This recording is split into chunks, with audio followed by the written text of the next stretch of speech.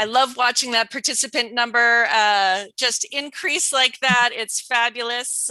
59, 60 people. We're so glad that you're here to learn about living the confidence code. Looking so great. All right. We're going to go ahead and get started. Again, my name is Anna. I'm a bookseller in the Children's and Teens Department at Politics and Prose, and I have the great pleasure of hosting the event for the launch of Living the Confidence Code this evening. We thank you for joining us and for tuning into this format where we continue to bring authors and new books to you. I am so pleased to welcome the authors, Katty K and Claire Shipman, and our guest moderator, Brooke Baldwin of CNN. You can click the link that we will drop in the chat to get your own copy of Living the Confidence Code. All of those who do purchase a copy of the book will also receive a branded pen while supplies lasts. And those are really great for writing in your Confidence Code journal, which I can tell you is a fabulous journal. If you have questions for our guests, I'd like you to please click the Q&A button at the bottom of the screen and add your question there. We're really eager to hear from girls and to hear your questions. So please just list your first name and your age. At the end of the chat, our guests will have time to answer some of those questions. Also, if you see a question there that was one you wanted to ask, you can upvote those questions and we'll make sure that we get to those. Now on to the event that you're waiting for. Katty K and Claire Shipman are two friends and reporters who started writing books together 8 years ago. Together, they wrote 3 books: Womenomics, The Confidence Code, The Science and Art of Self-Assurance, What Women Should Know, and The Confidence Code for Girls, Taking Risks, Messing Up, and Becoming Your Amazingly Imperfect, Totally Powerful Self. They are passionate about bringing their being powerful message directly to girls. Katty is the Washington, D.C. anchor for BBC World News America. Claire has been a TV reporter for CNN, NBC, and ABC. Katty has 1 husband, 4 children, and a cat, and Claire has 1 husband, 2 children, and too many dogs.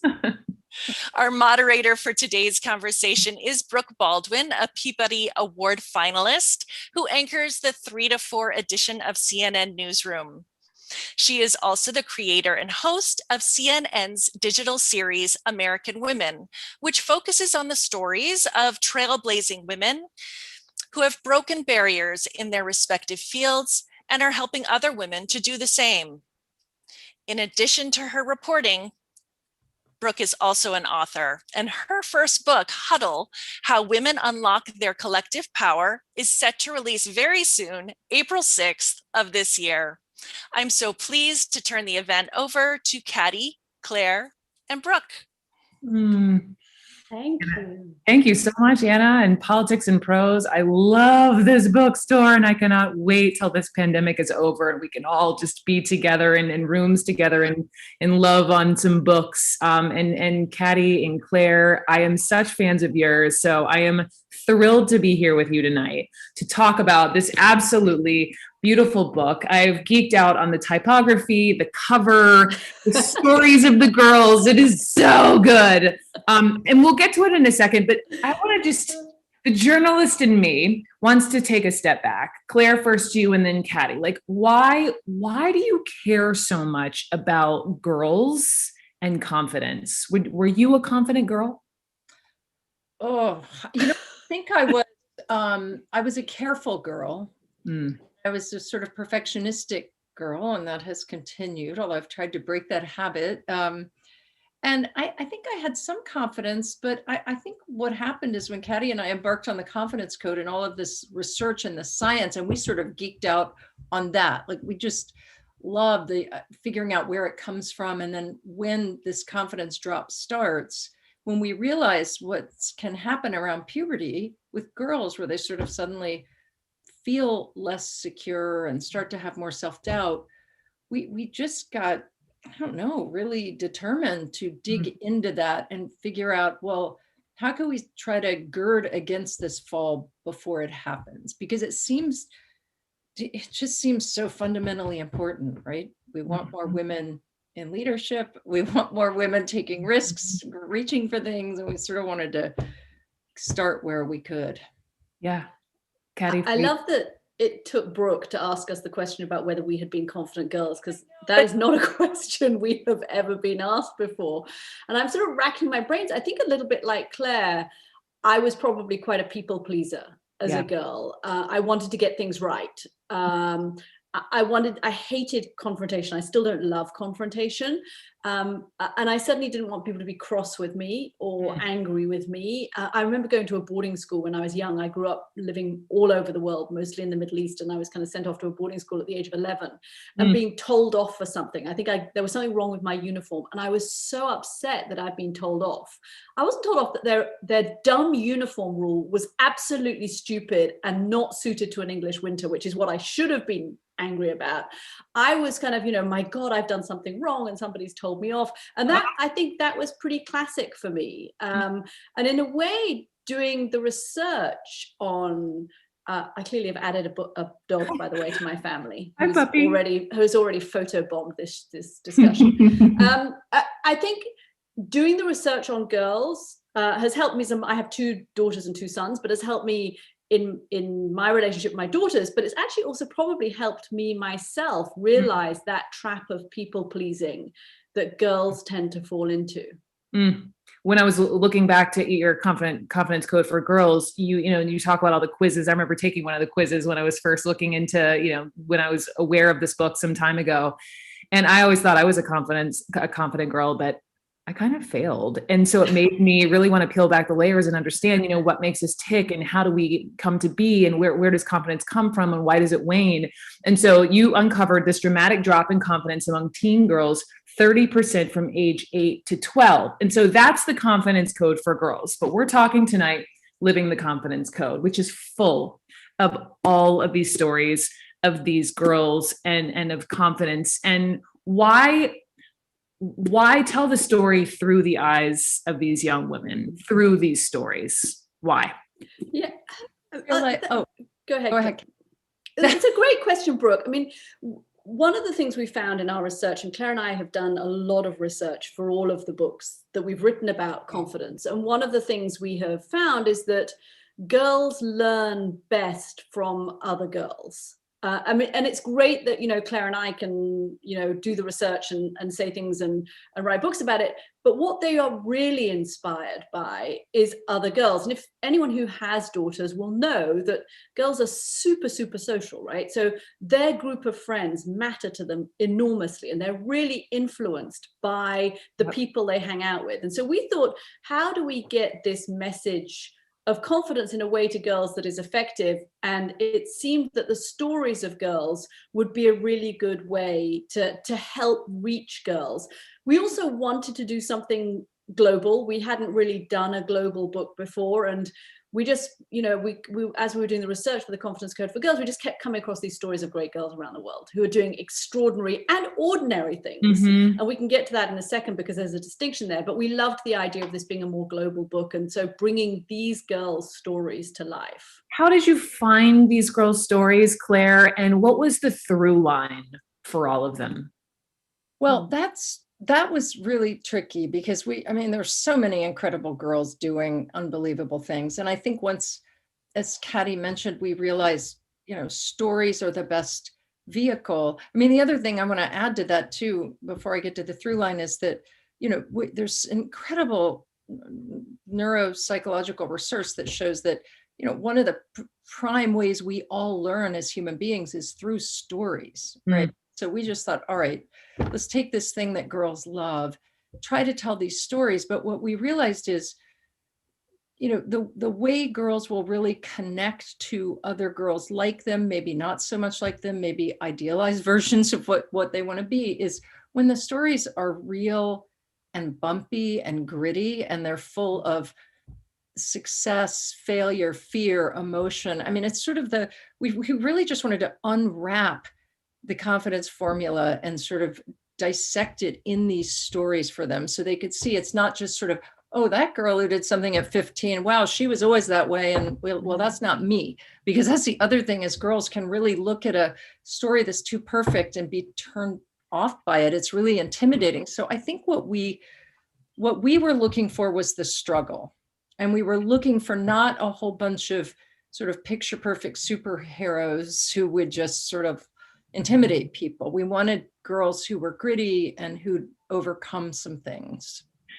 Let's talk about that, because to me, it really made me think when you talk about, let me back up. So I've read a lot about Rashma Sujani, who, started Girls Who Code, who gave this famous TED Talk, and she hit on exactly what you're talking about. And I'd love to have you elaborate on the point of failure, because, and let me quote her from her TED Talk. She says that girls are taught to smile pretty, play it safe, get all A's. Boys, on the other hand, are taught to play rough, swing high, crawl to the top of the monkey bars, and then jump off head first. And so she's saying the error is we're raising our girls to be perfect and our boys to be brave. And therefore she came up with, coding for girls, because you're constantly failing. But in that failure, you find that courage and that bravery. And I think that just reminded me when I read that of your point about it's important to read and to be around failure and to experience failure as a young girl. But explain, Katty, first to you, why that's part of the special sauce. Everything we have done, whether it's for women or girls, when it comes to confidence, led us, in a sense, to this notion of failure. And the one thing that the survey that we commissioned that you quoted at the beginning, Brooke, about girls losing their confidence, the reason that they lose their confidence is that they develop this fear of failing. It sits like this kind of monster on their shoulders. They've got to get it right. And that is something we see in women, but we see it like exponentially in teenage girls. And so if we could normalize failure, and that is what we wanted to do in this book, is normalize struggle and normalize failure. I've had stages where my daughters have come to me after a bad result in school, and they've been, almost in floods of tears that they failed one test, and then thinking, that everything is going to go wrong in the rest of their life, and they're never going to achieve anything because of one little test. And then you point out to our girls, well, actually, you know what? Everybody at some point has failed a test. I failed a test. Claire's failed a test. Brooke, you may even have failed a test. Your dad has failed a test. Your teacher has failed a test. Your principal has failed a test. Your best friend has failed a test. And what we are trying to do is normalize that process of struggling and failing, because if you're not going through that process, you're sitting in a very narrow little comfort zone bubble in which you're never going to try big, bold, new, exciting things. And what we love about these girls, and there were girls whose stories were amazing, but that we did not choose for the book because the way they portrayed it was just too plain sailing. And that doesn't help girls learn that other girls have done things with their lives and are doing things with their lives, and they too have struggled and they've been afraid. Some of these girls will say, I was terrified. Yep. And I think that's so much more useful than, oh, it was all easy. Because you're not looking for superheroes. Right. We're not looking for perfect.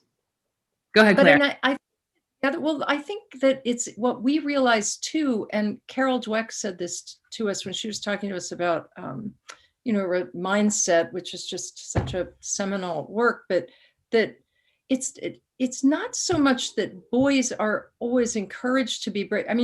I always joke about this when we speak with men in the audience, that it's just boys just screw up naturally, and they do it from an early age, right? Girls actually do have a sort of higher EQ and a little more of a propensity to want to people please. And part of the responsibility here lies with parents and teachers, because we like that. Like, we don't like the sort of screw up stuff, but it makes our lives harder, right? So we sort of like everything's in order, everybody's doing. And so it's incumbent on us really as parents and educators to encourage the failure. And I say this as a helicopter parent, right? To be able to stand, struggle, and just let it happen and not be so results oriented. How do you do that? How do you encourage the failure, but also want only the best for your child? Well, I think some of it is going through two processes. One is taking that, a psychologist said to us that teenage girls have this ability to catastrophize. And I love that phrase, because it is this process of one thing goes wrong. I failed a maths test and I'm never going to pass middle school. I'm never going to pass high school. I'm never going to get into college. I will end up living under a bridge and I'll have no friends and no job. And that takes about 20 seconds, right? We go from that, seeing a maths test to that. So deconstructing that process to show them that actually that C in the maths test in the big scheme of things is not life ending. Take some of the kind of catastrophe out of it. And then I think it is also watching what you do as a role model to your daughters. If you come home and everything is perfect, and you are constantly talking about your successes, and by the way, their successes too. I mean, the more we talk about success, remember there's a balance here. Perhaps we're overweighting success and not really talking about our failures or our imperfections. So watch what you are saying, because the most important role model to your daughter is their parents, their mothers and their fathers. And I think it's so important that we make sure we are not projecting perfectionism, and that we are talking about our own failures and struggles and kind of normalizing them. Bring some humor to it. Bring some humor to the process. So that's when just your work in progress models. That's what you were writing about in the New York Times today, right? Like that's what you're talking about, not being a perfect role model. Yeah. But as to your point, Brooke, I mean, we all have to buy into that. It's really hard to think, oh, I really want this struggle for my kid, because I can really see that in a couple of years it's going to help. I mean, you really have to try to understand that if you're helping your child along and they're suddenly out in the world at 22 and they have not experienced struggle or failure, that's you've done them no favors. I mean, they need to have that sense of exploration and struggle. And I mean, my own kids have told me that now. So it's really important to think about that as the parent before you can implement, I think. The other piece of this, and then I do want to get to some of these girl stories because they're just awesome, is representation and why that matters. And the one of the pieces in your New York Times essay is about, it says, according to research, that if a little girl now is asked to draw a scientist, they are far more likely to draw a woman as they would have been in the last couple of decades. Why, Claire, is representation so important when we're thinking about our girls and confidence? I mean, it's sort of the baseline, right? It's from the young, we can work on all these other things, but if you look around you and you don't see people like you doing something you might want to do, you don't imagine yourself there. I mean, there's really great data on this and research on just the issue of stereotype threat, right? If as a grown woman, if you're working in an industry and there's nobody else who looks like you, who is like you, whether it's race, gender, whatever it is, you're less likely to feel confident and less likely to be productive. So it's really kind of that's the gateway to what's possible. And even when that, even when that gateway is met, though, there's so many other hurdles to get through. So I think that showing is step number one, right? That, okay, look, this is possible. And then I think deconstructing is really what we're trying to do in the book, which is like, okay, what's the how to, and what does that involve? How do you really do it?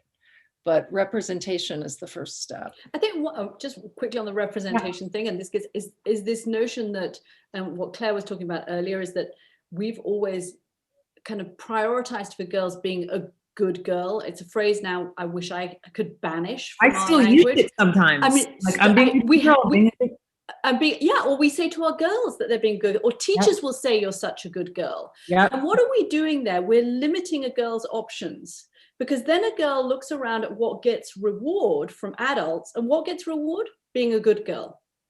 And so then they think, and it's a sort of a vicious cycle. I remember actually when our Confidence Code for Girls book came out, and I'm popping my daughter, who may or may not be listening to this, the only interview she ever heard me give was on a CBS morning show. And I was saying, we should stop saying good girl and let our girls be a bit bad. and Poppy, who was, younger at the time, 11, said to me, see, I knew, Mom, now that's it. I have carte blanche to be bad whenever I like.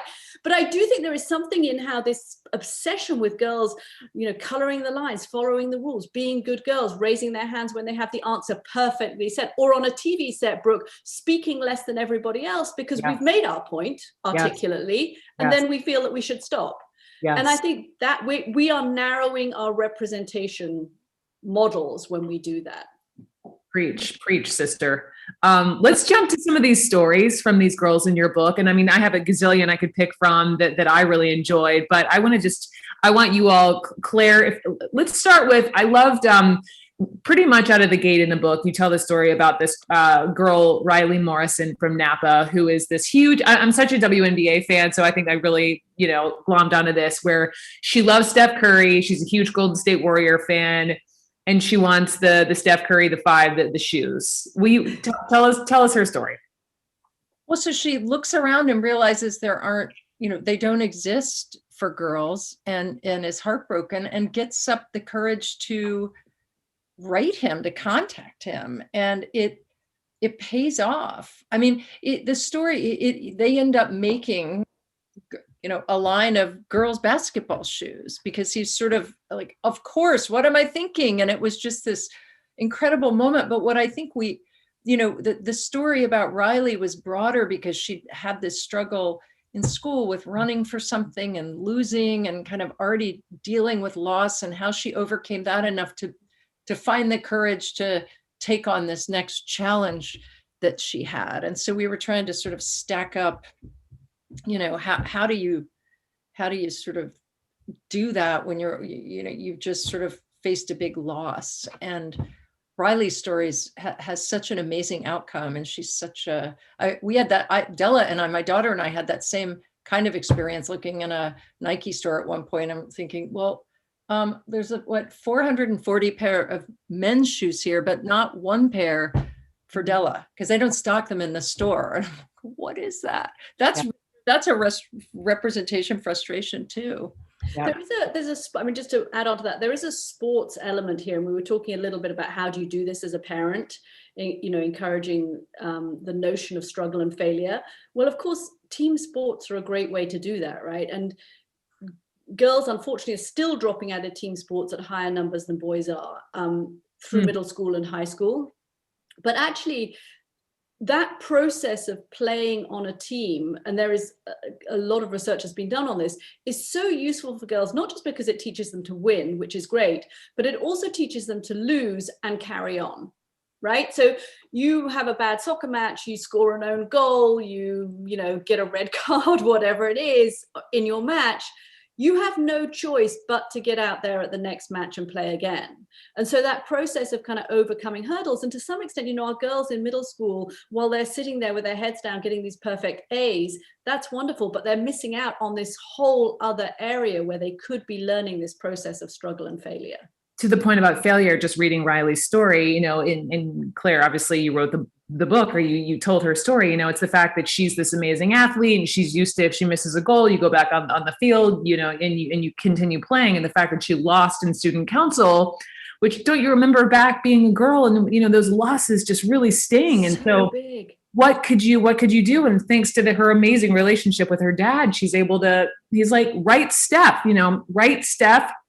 ask him why. He's like, he may not even know that he doesn't have, shoes for girls. And what does Steph Curry do? Thanks to some attention on social media, he's like, oh my gosh, I'm going to fix that. You're going to help me create these shoes. And not only that, I'm going to create a scholarship, for a woman out of the Northern California area. I just love that story. Sorry. Well, I know we want to get some of the others, but there's one other thing I love about that anecdote, that story, is that there's an element of what have you got to lose writing. And I think that's the kind of flip side of the risk thing is, right? How we can help our girls again is to assess the downside of a risk. I can't possibly send that letter because he's a super duper star and it'll be terrible if what? Mm-hmm. What's the very worst thing that's going to happen? The worst thing that's going to happen is that he doesn't reply. And, we have some of the girls in the book have this, right? It's pretty amazing what Riley did and having that relationship with Steph Curry, creating a shoes because of her.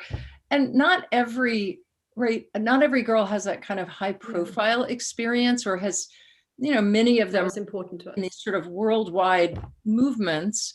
But a lot of them are working on things that are equally profound for their communities that I think we are more bite-sized. I mean, one of the girls I love her story is Nahi Milano, who's a high school student in Texas. And we start her story, in fact, with intense failure, right? She had this idea to launch a thrift store in her high school because it really serves a lot of underprivileged kids who are embarrassed because they don't have the right kind of clothing. And she had this idea for a swap. And right out of the gate, where she tries to do it, she's all excited, and it was a complete failure. And that's how it starts, right? She describes just barely wanting to cope with it, not get out of bed, and then how she kind of moves on and turns it around. And so I think, we're hoping this breadth of stories really lets people connect in a lot of ways. And some of the girls have done little things, right? And some of them have done big things, like launching a campaign in Indonesia to clean the beaches of plastic. There's another girl from Nepal. I love her story. She goes on a radio show to talk about periods and menstruation, because in her community, when you menstruate as a girl, you don't go to school. And so she wants to get girls to be able to go to school. And so she goes, those are big, bold things. But I love the story of a girl in California, Taylor Fuentes, who was bullied in school. This is something that happens to a lot of girls in middle school. It's not uncommon. Her experience was being bullied, and she kept quiet about it. Month after month of being bullied, she didn't say anything.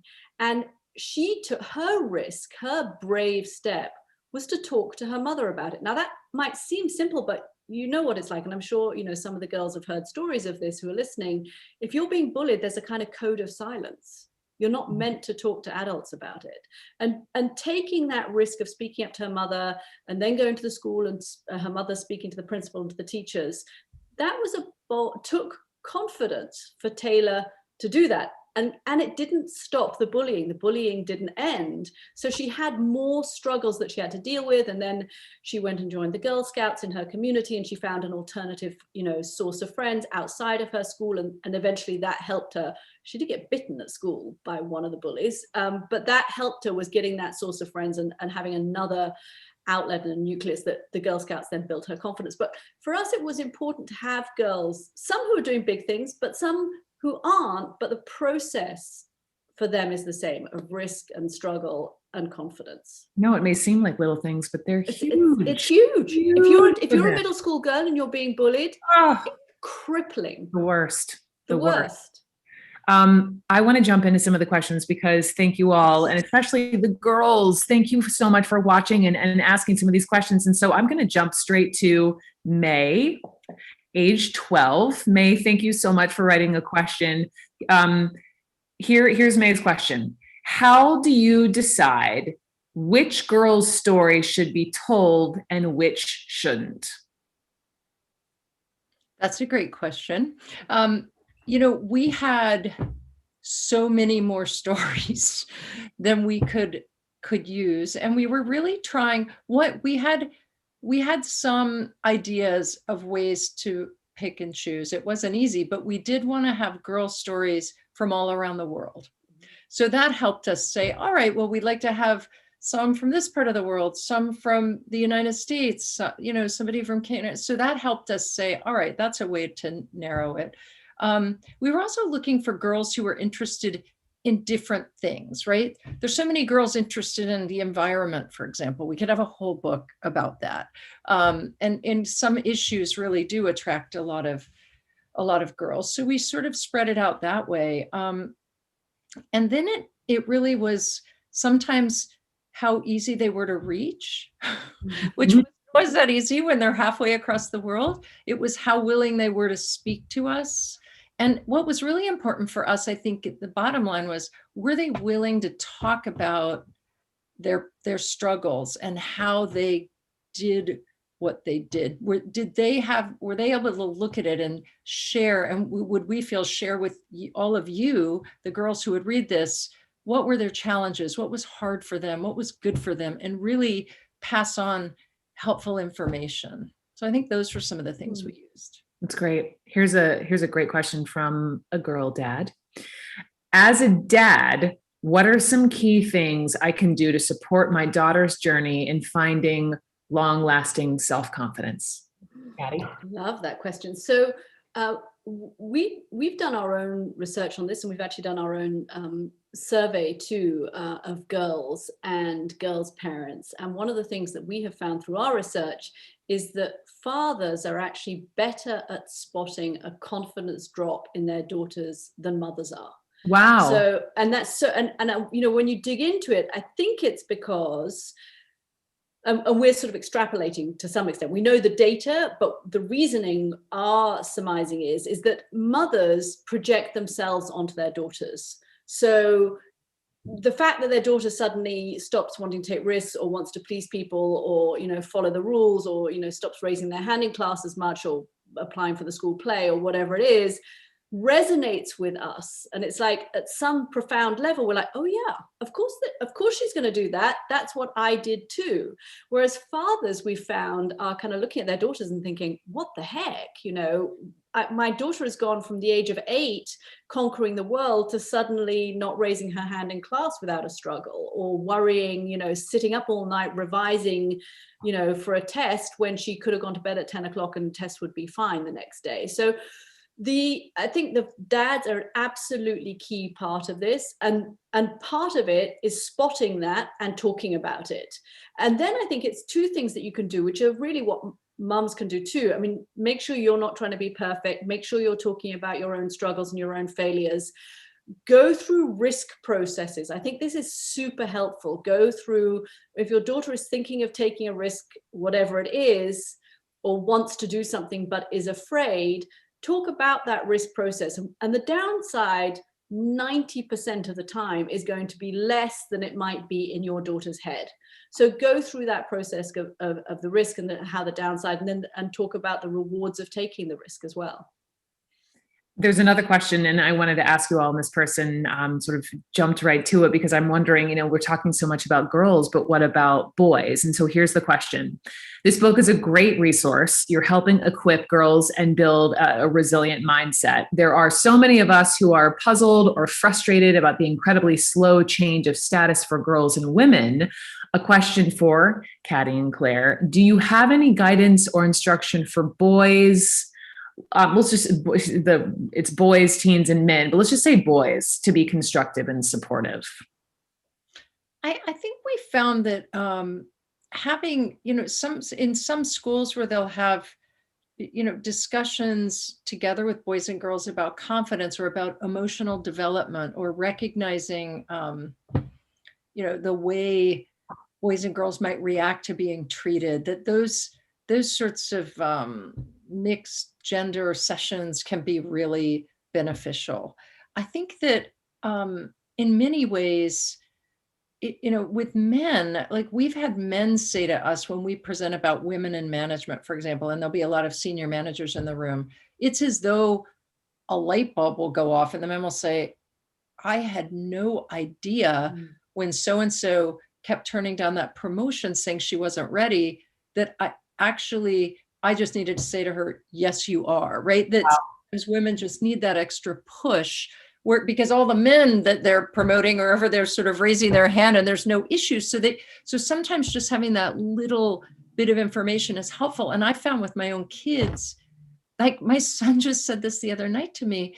He and Della were talking at the table. He's a teenager too. He's 19 and she's 15. And Della was recounting to me, he said, that's like, I think a classic girl brain thing, Della, because I would never do that. And so I think generating some of these conversations about motivations, fears, you know, that inner voice in your head can be helpful. I will say, I think, you know, there's probably other things that people, you know, we could be helping boys with, like a broader emotional life, which I think is still, you know, if we're pushing girls on confidence, it would be great to see more of that for boys, but that's another book. Yeah, that's a whole other project, and that's a needed one. But would you say that your book is mostly for girls and for women, or is it also for boys and for dads? I think it's definitely for dads, and we've written it for girls. Yeah. we wrote both the book on the research, Confidence Code for Girls, for girls 8 to 12, and this is also written for girls, which, by the way, was a challenge. I mean, Claire and I had never written books for girls. We'd written books for women. And the first time we wrote our previous book for girls, we handed them to our own daughters. I gave Poppy kind of the first draft of one of the chapters, and she read it and she looked at me and said, "Mum, I don't mean to be mean or anything, but no one's going to read this, right? It's really boring."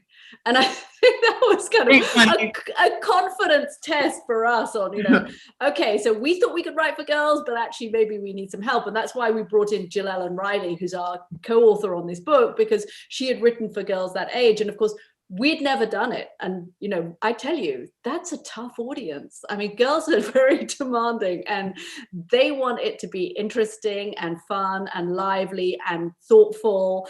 And, it's not the same. We'd never done it before. I love how the typography changes when you're quoting the girls. It's just absolutely beautiful. Yeah. Here's another question. This is from Rome. This is from Federica from Rome. She says, love the book and the incredible work done by the two of you. She asks, how important is it for young girls? This goes back to the role models point. How important is it for young girls having role models to look up to in a moment of great isolation as the one we're living in during this global pandemic? So around role models as we're all isolated. Who wants to take it? I think inspiration right now is so critical, right? And so any kind of inspiration and connection, when we were talking to psychologists about the piece we were working on for the Times, that's the word that they kept using, which is, girls need to connect. And they're looking for ways in these stories, the story of a role model, the story of anything you're talking about as a parent, they're looking for ways to just, hook into that. And so the more, and I think, what can be really valuable now in some of these stories and role models isn't the achievements, right? Or the success. And this is what we were talking about in this piece today. It's not about the outcome, but make the conversation for your girls about the values behind it. Let's talk about the values of what that person chose to do and why, and or what is success anyway, and what, because once you open that up more, there's so many more ways for them to connect, and connection is healthy, right? When you're in isolation, right? That's really what you're trying to do. And honestly, we're also hoping that the girls in this book will show that it's not easy to be isolated and at home, or we're not saying everyone can just start some movement from your computer overnight. That's not easy either, but there are ways you can take risks and fail even in isolation, right? There are ways you can reach out and try things. The letter, Riley Morrison's is a perfect example, right? Yep. There are some things you can do, and we're hoping that will be helpful right now too. Or the girl who wrote to then President Barack Obama to come to Flint, Michigan to see about the problem with their water, all these stories. Here's another question. This is so good. This is from a mom, Melissa. And Melissa wants to know, do these girls appreciate their own accomplishments, or are they insecure about what they've achieved? Wow. Yeah. To the point about appearance of perfection, right? Look, I think it depends. Some of the girls do appreciate what they've done. Certainly are excited that they have done something that has changed the course of their life and hopefully somebody else's life. And one of my favorite stories in the book is the story of Yakaba, who is a girl in Ethiopia. And Yakaba has a problem that none of the girls who are listening to this are going to have. At the age of 12, her father came to her and said she was going to get married to a priest from the village who was 20, who she had never met. You're not going to have that problem. But the process by which she got out of that child marriage is the same building block process. She had to take a risk, which in her case was speaking up to her father, which in her culture was not something that girls should do. She had to put a note in a box in her school, which was a kind of complaints box, saying she didn't want this to happen and kind of rallying the school around her. So what happened to Yakaba was not something you're going to face. but the process by which she got out of it is still this process of taking a risk and building support and finding a way. And Yakaba is thrilled that she got out of it and that she got a chance to stay in school. Her real goal was to carry on her education. And she realizes that she did something huge for herself, because her life would have been totally different if she hadn't taken that risk and had the confidence to do what she did. But some of the other girls tell us, it's not good enough. I never think it was good enough. That I don't think they all are sitting there thinking, wow, I've done it. I just think it goes girl by girl. We tried to pull out, and since you like the font and everything, you probably started to signpost some of these confidence building blocks, or we call them the confidence quicksand. And I think we really point in a lot of the stories to this struggle with perfectionism. And the girls talk openly about that. Again, I think that's why we like, Jill Ellen, who is our fabulous co-author and helped us so much with these girls, will always talk about the fact that they're just like funny, silly, amazing. They've done cool things, but they're teenage girls, right? So of course they're still feeling insecure. They're nervous. They talk about it, but all of them seem to have a little bit of a recognition that, okay, I've learned something, I've done something. Here's a question from an educator. This is from Brooke. Thank you for this book and for this talk here at Politics and Prose. What do you suggest for high school students whose minds are already colonized with a limited notion of success? As public educators, how do we counter the good college narrative, not only for students, but for their parents and guardians who want the best? We risk and fail, but not if it has an impact on the transcript. How would you answer that?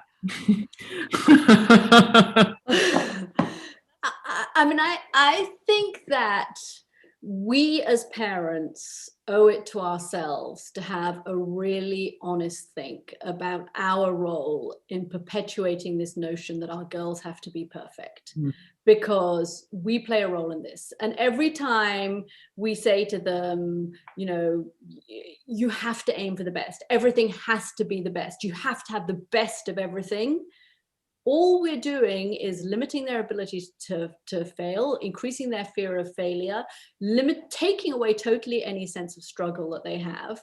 And actually, a great college may be great, but there are plenty of local colleges which also may be great. And I think the education thing, and it's true here in the States, it's also true in the UK. In a sense, it's an arms race that has got out of control. And we are all smart enough to recognize that. We just have to have the discipline and the honesty, I think, to kind of do something about it in our own homes as well. And I think it is a struggle for educators too, because they're stuck with these expectations. Metrics, Parents, stressed out kids. And it almost really needs to be, as Katty, it is sort of needs a more global solution, whereby, a school might decide to say, we're no longer going to focus heavily on that as an outcome, and come if you buy into that. But if that's not what you want, don't come, because otherwise you're trying to uneducate children who go home and hear a different message from parents. It's not easy. I want to go back, Claire, you mentioned a second ago, the confidence quicksand or confidence building blocks. So when you read these stories from these girls, they also offer, for girls reading, tips, strategies, help, advice. What did they offer up? There's so many different tips. A lot of the girls talked about, especially in moments of failure or real struggle where they feel there's been a setback. Some of them have really quirky fixes, like listening to music, singing in front of a mirror, talking in front of a mirror, talking yourself up, which I love. I think a lot of them talked about breaking things down. And how do you mean? Well, you have a challenge that seems insurmountable. How do you break it into small pieces? I think even the first story in our book, Melody and Isabel in Indonesia, who started this big campaign to deal with the plastic that's washing up on their island of Bali, just talked about how they started a movement that went well, and then they realized, well, to get anything done, they were going to have to fight to change legislation. And that, of course, to two really young tween girls seems like overwhelming, of course. So how do you, and they talked about, they told us about getting help from parents, adults, but sort of kind of trying to break it into bite-sized steps and get realistic about what could happen and not be, throw up your hands when not all of it was going to work. So I think there's, seeking help from adults came up a lot. I think learning to deal with that voice in their heads and actually just telling us about it. What was that message? Some of them would really give, there were some pretty dramatic examples of sort of failure talk in their heads, which I think is just getting that out is helpful. So there are a lot at Katty. I don't know if you remember anything in particular, but there was just a range of different tips that I think. A lot of them said actually that talking to adults helped. Mhm. I mean, several of the stories involved turning to an adult or turning to adults you're close to and bringing them in on the struggle that you're going through. And I guess that interested me as the mother of a teenage daughter, wondering It's like, how much do our daughters turn to us? But it did make me think how important that role is. Having and it wasn't always a parent, actually. Sometimes it was a teacher, sometimes it was an aunt. Sometimes it was somebody outside of the school group altogether. Yeah, there are a lot of people who had advocates or friends or allies who were outside of the family. Yeah. And helped. And I think, another really important thing that they didn't voice, but that is another thread in our book, and this is an important confidence tip for the girls listening and the parents. When you shift your mindset from me, like thinking about yourself and am I getting likes? What do people, on Instagram or what are my friends thinking of me, and move it outward to a cause or something bigger than yourself, anything, however big, however small, it makes it easier to take risks. That's interesting. Yeah. Gives you a confidence boost. I mean, think about it, Brooke. It's easier if you have to stand up and give a speech, if you're sort of speaking on behalf of something else, as opposed to, let me just tell you all about Brooke, right?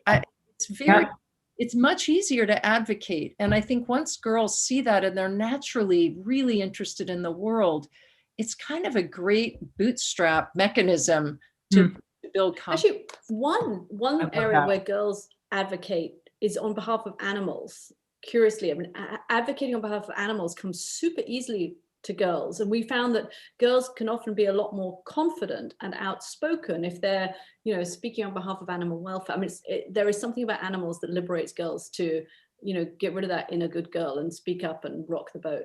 Mm-hmm. When people buy this book for someone, this beautiful book, what is your hope that, let's start with girls, at the end of the day, beyond confidence, what do you want girls to take away? How do you want to shape this next generation of girls? I hope that they see that action, just doing anything is possible, but that it's the measure, right? That is the measure. I would love for girls to just engage and spend less time in their heads, less time worried about what other people think, less time worried about how they look, less time worried about all the grades and all of this stuff, and just feel the joy of doing, and of ultimately, like some of these girls have done, connecting with something that really is their passion. Because once you connect with that, it's not work, right? It is just a joy. So I'd love to just unleash some of that for girls.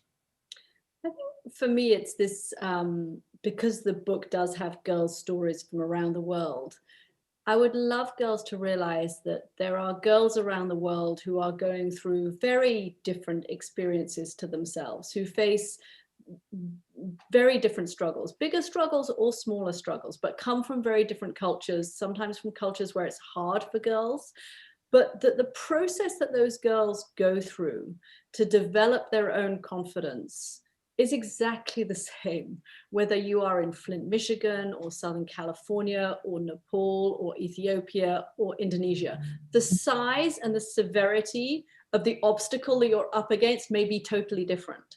But the process of taking a risk, overcoming a setback if you have one, doing something that is hard, getting outside your comfort zone and developing your confidence as a result of that, it's the same. And I also, Brooke, hope Love that. all the girls listening tonight, because we do talk a lot about, building confidence, needing confidence, that, I want every girl listening tonight to know that, female leaders are incredible and we need more of them, right? And you know this from your We need you. research, but the more studies that are done on leadership, women do it better. So assets, and we just want to deploy as many of these girls into the world as possible, turning into women who are going to really, use those incredible leadership skills. Women really can change the world. Really, really, really. Katty and Claire, thank you again. Their book, Living the Confidence Code. I'm Brooke. Thanks for inviting me to be part of this. This has been the highlight of my day. A pleasure, ladies. Thank you. Brooke, thank you so much. Great questions. Thank you. And thank you for coming to it with such a kind of open heart and with, having read it and taken it and the passion that you bring to this subject. And congratulations on your upcoming book. We're going to watch it with excitement. So excited for that. Yeah. Thank you. What a pleasure to be a part of this myself. And we really thank you from Politics and Prose, from the Children's and Teens Department, that were all here. Katty, Claire, and Brooke, thank you. And for all the questions. Don't forget that you can, if you're watching, still click the link in the chat for Living the Confidence Code. And you can follow our Children's and Teens Department on Twitter or Instagram at Kids in Prose. The handle is also posted in the chat. You can watch this event again if you didn't quite get everything. There was so much fabulous content here, or watch past events on our Politics and Prose YouTube page. Just look for the kids playlist. Thanks again for everyone. Keep reading.